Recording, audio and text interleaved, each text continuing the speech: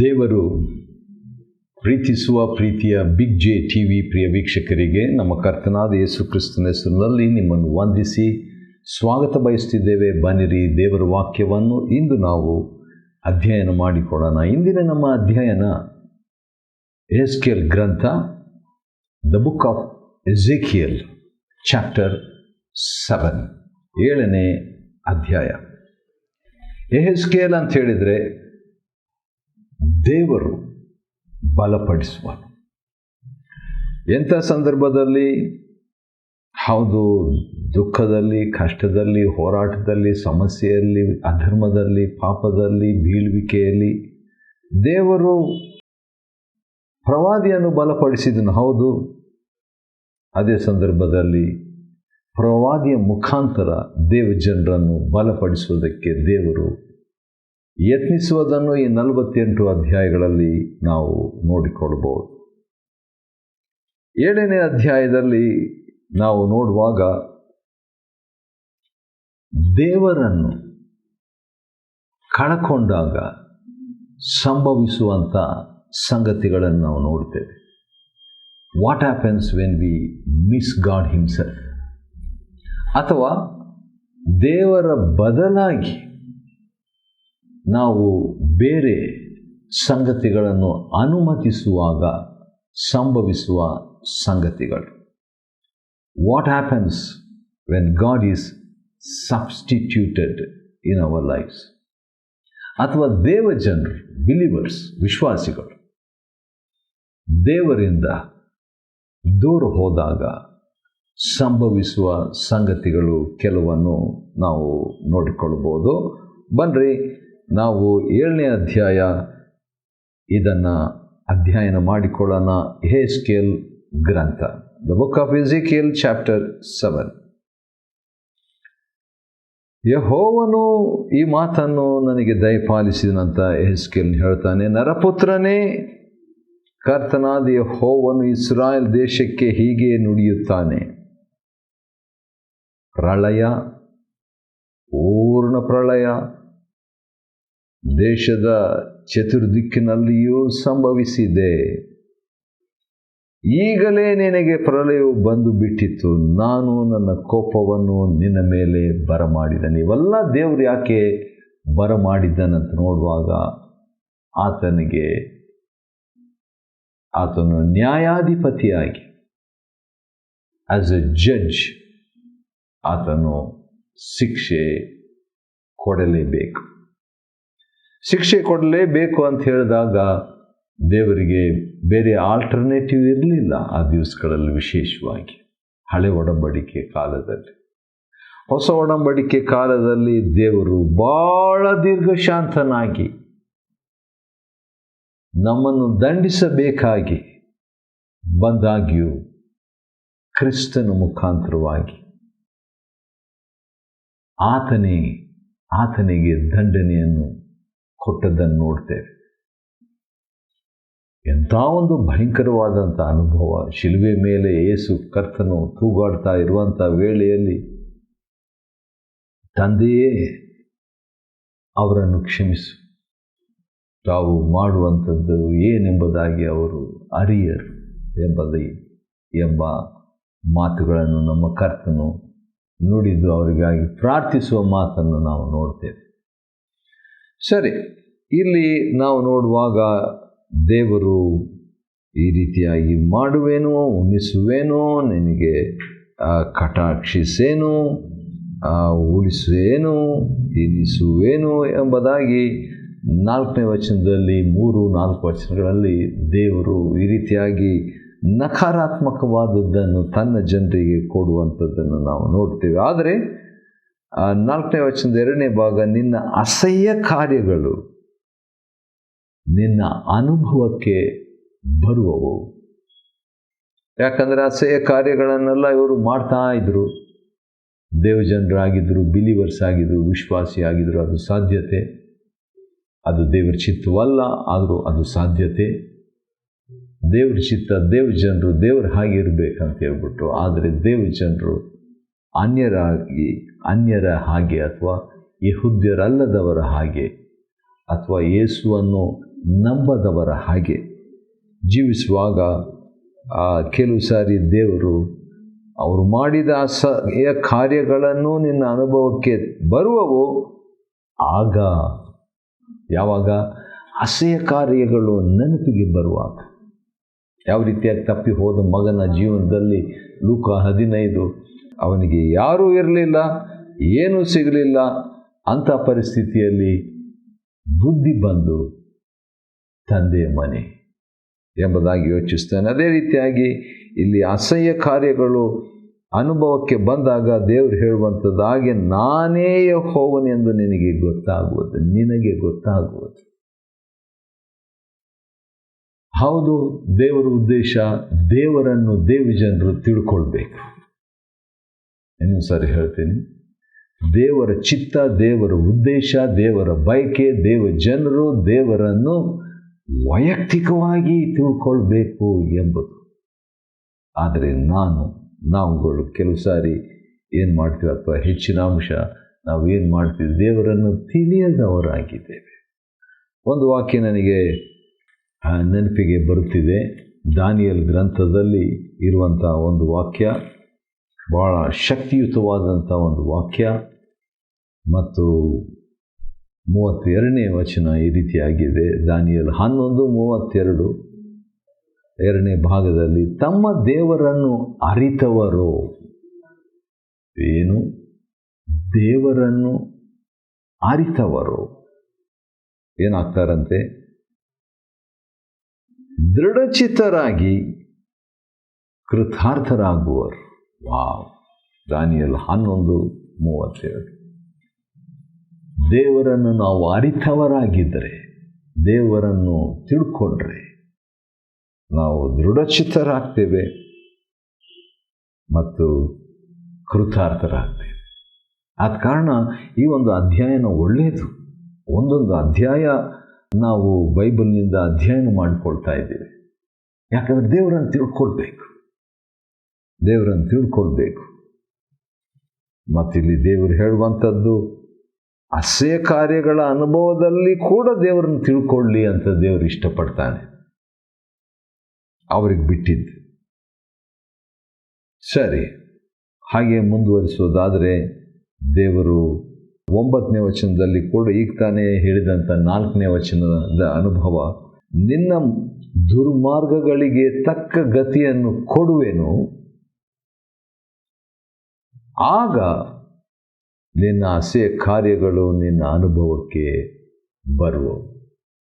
ದೇವರು ಶಿಕ್ಷಿಸುವ ಉದ್ದೇಶ ಕೂಡ ದೇವರನ್ನು ತಿಳ್ಕೋಬೇಕು, ದೇವರನ್ನು ಸ್ಮರಿಸಬೇಕು.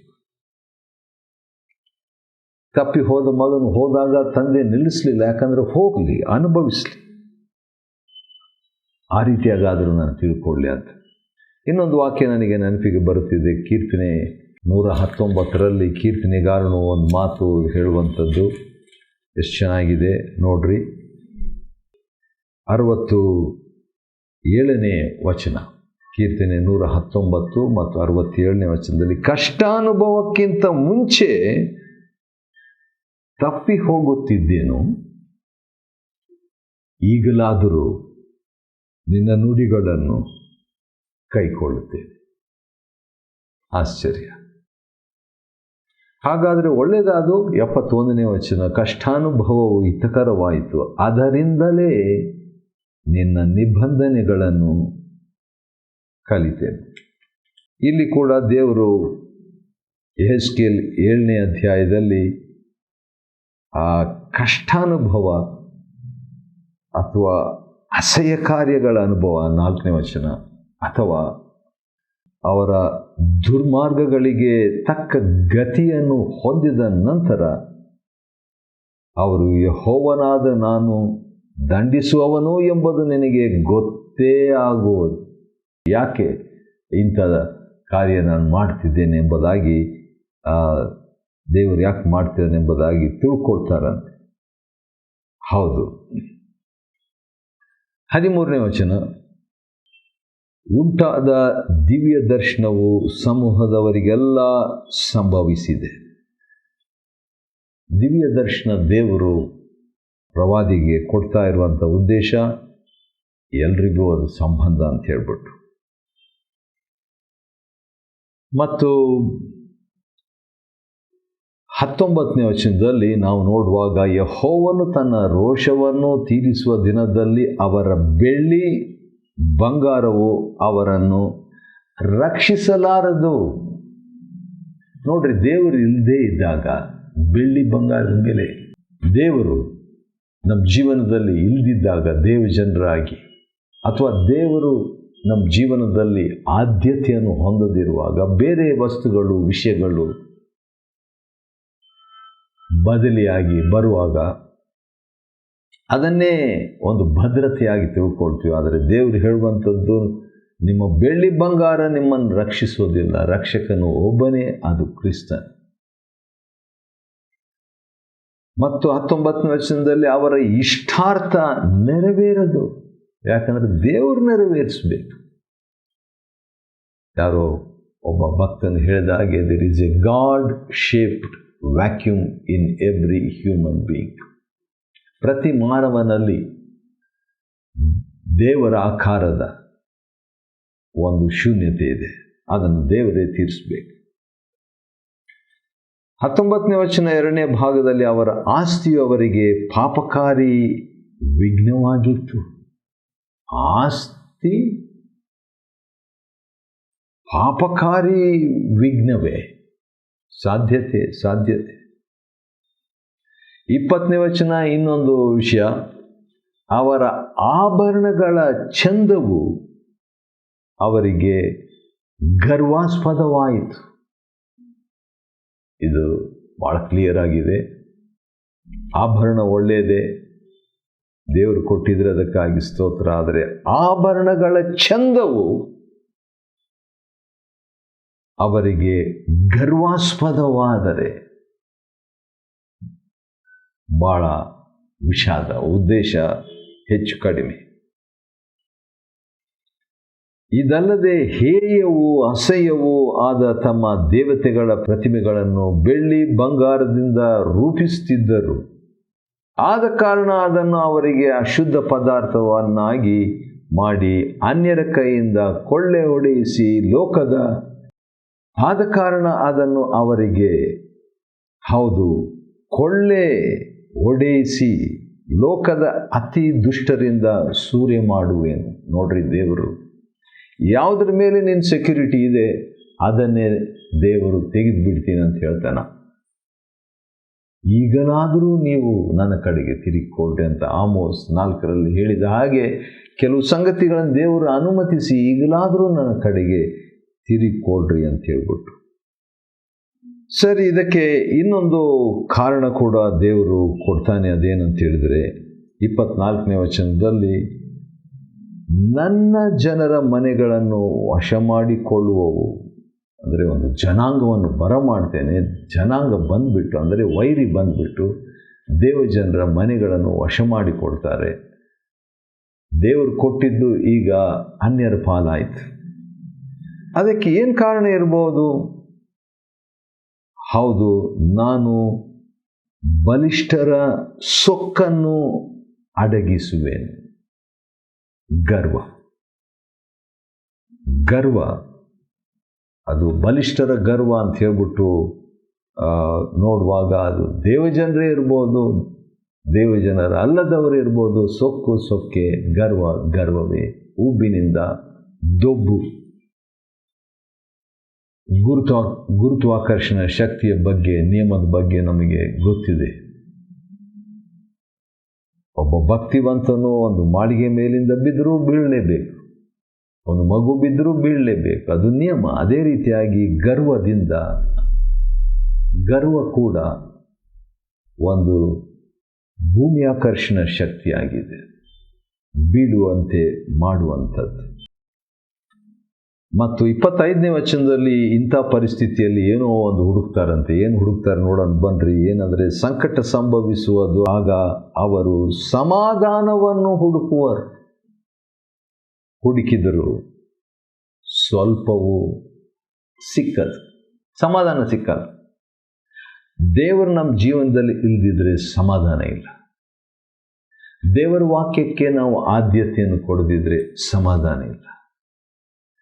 ದೇವರ ಬದಲಾಗಿ ನಮ್ಮ ಆಸ್ತಿ ಇತರ ವಿಷಯಗಳಿಗೆ ಆದ್ಯತೆಯನ್ನು ಕೊಟ್ಟಾಗ ಒಂದು ವೇಳೆ ಅದು ಏನು ಒಳ್ಳೆಯದೇ ಕೂಡ ಆಗಿರ್ಬೋದು, ಒಳ್ಳೆಯದನ್ನು ಕೂಡ ದೇವರಿಗೆ ಬದಲಾಗಿ, ದೇವರು ಕೊಟ್ಟದ್ದನ್ನು ದೇವರ ಬದಲಾಗಿ ನಾವು ಇಟ್ಟುಕೊಡುವುದಾದರೆ ಏನಾಗ್ತದೆ, ನಮಗೆ ಸಮಾಧಾನ ಸಿಕ್ಕುವುದಿಲ್ಲ.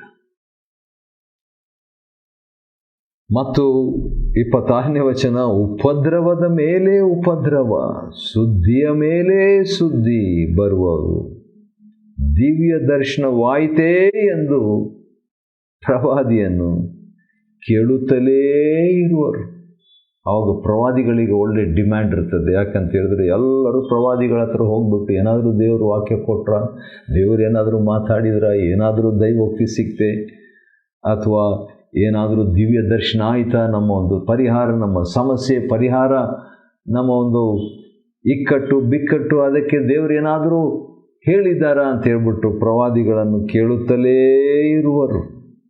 ಅಷ್ಟೇ ಅಲ್ಲ, 26ನೇ ವಚನ, ಯೆಹೆಜ್ಕೇಲ್ 7ನೇ ಅಧ್ಯಾಯದಲ್ಲಿ ಇನ್ನೊಂದು ಸಂಗತಿ ಇದೆ. ಅದೇನಂತ ಹೇಳಿದ್ರೆ, ಯಾಜಕರಲ್ಲಿ ಧರ್ಮೋಪದೇಶವು ಅಡಗಿ ಹೋಗುವುದು.